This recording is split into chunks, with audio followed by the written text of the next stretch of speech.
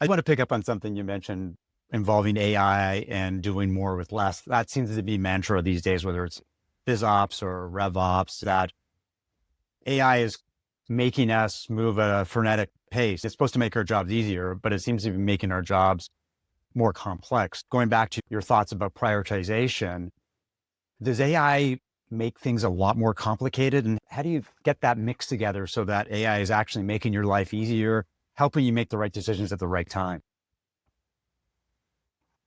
Mark, I love how you asked that question because it's billed as this thing that will make our lives easier and will give us all this free time. And it's the industrial revolution on hype cycle times a million.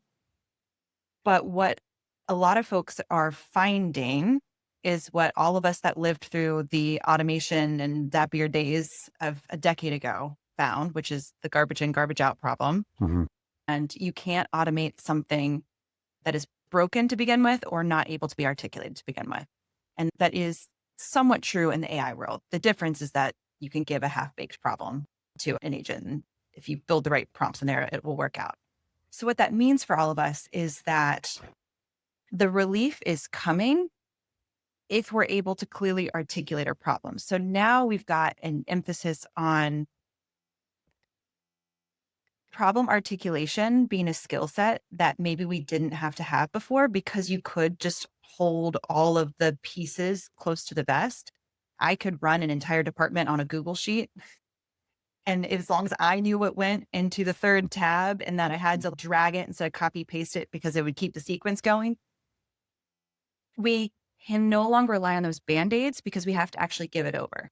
And so it's like trying to explain a complicated system in your house. If they're your guest overnight and you've got to explain something very particular, it makes sense to you, but if it doesn't make sense in the external world, it's not going to go well.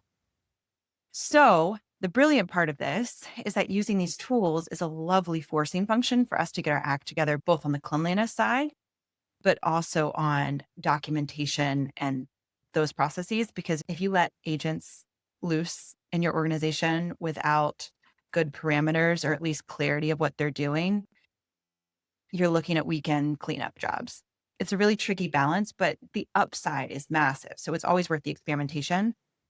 But with all things automation, you have to put your checks and balances in place. So one, make sure you know what's happening. You have your change logs in place. You take the carbon copies of your data every now and then so you can always roll back.